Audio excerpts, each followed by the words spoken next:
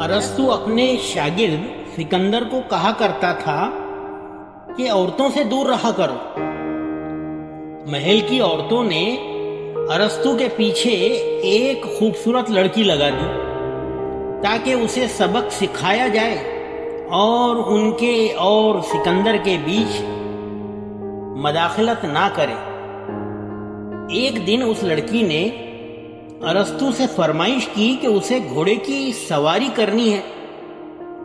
ارسطو گھوڑا بنا اور اس لڑکی نے سواری کی۔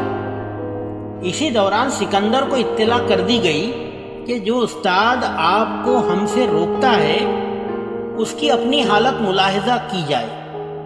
جب سکندر وہاں پہنچا اور پوچھا، استاد جی یہ کیا؟